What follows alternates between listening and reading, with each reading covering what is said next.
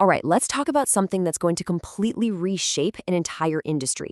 We're diving into how artificial intelligence is set to transform life insurance. And look, we're not just talking about a few small changes here and there. We're talking about a fundamental reinvention of the whole business, and maybe even what it means to be human in that new world. So here's how we're going to break it down. We'll walk through this transformation in three distinct waves. We'll start with the AI we have right now. Then we'll jump to the human-level intelligence that's on the horizon. And finally, we'll look at a future with superintelligence.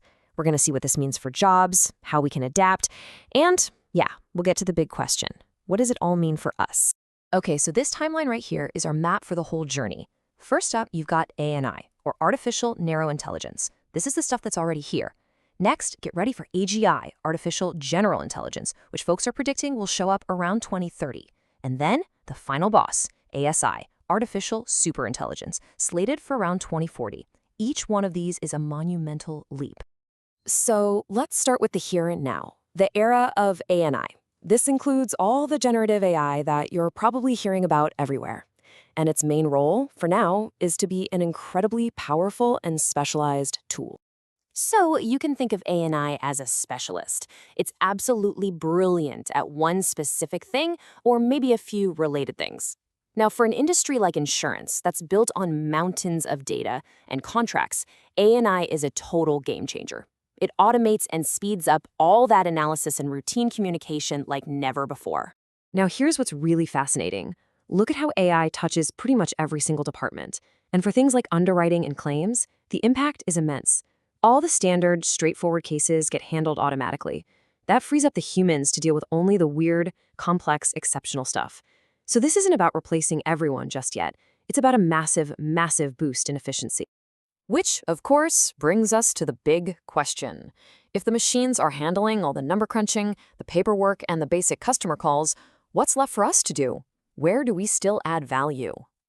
Well, the key to staying relevant in this new world is to shift away from just processing information. We need to lean into the roles that require uniquely human skills. We're talking about becoming empathy professionals for clients in crisis, AI auditors who check for fairness and bias, and investigators for those really tricky fraud cases that the AI just can't crack. It's really a move from just knowing things to having real wisdom. Okay, let's jump ahead to the next phase because around 2030, things are set to get a whole lot crazier. AGI emerges, and the game completely changes.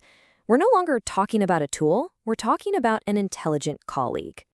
So unlike ANI, which is a specialist, AGI is a generalist. It can reason, understand emotion, and make complex decisions just like a human can. It's not just automating tasks anymore. This thing is capable of replacing pretty much all intellectual labor inside a company.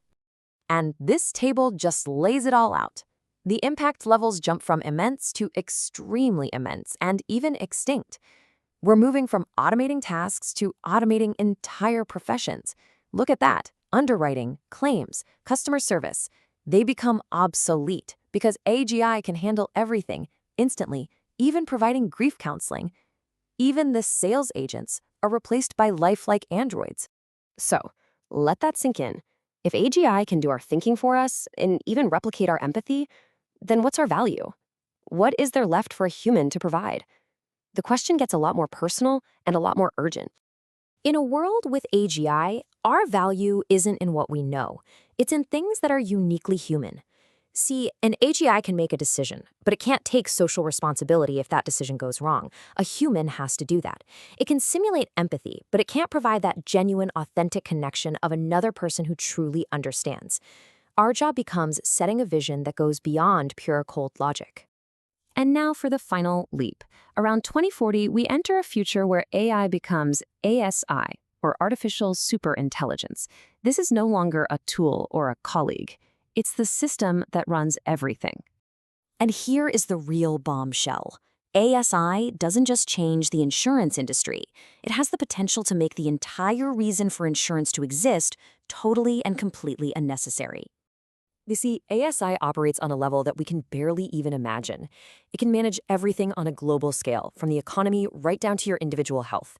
And when you can do that, the whole idea of uncertainty, the very thing insurance is built on, basically becomes manageable, predictable data. A key piece of technology in this ASI world is the nanorobot.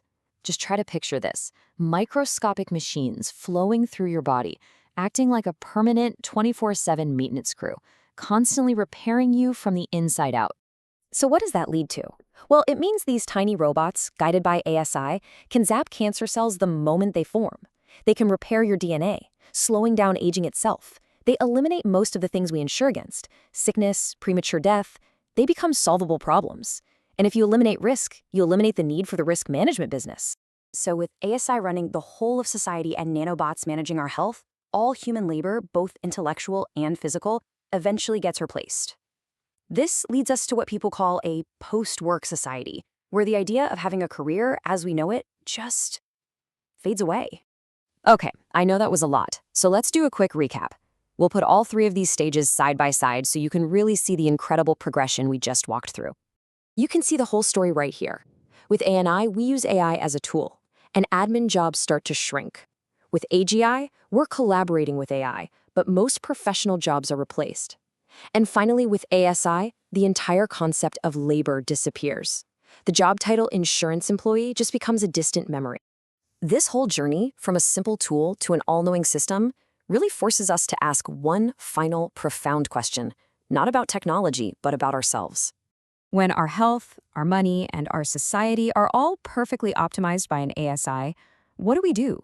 That's the real takeaway here. The challenge isn't just to think about the future of our jobs. It's to start thinking about the future of our purpose. What do we do when we don't have to do anything anymore? That's the question we're all going to have to answer.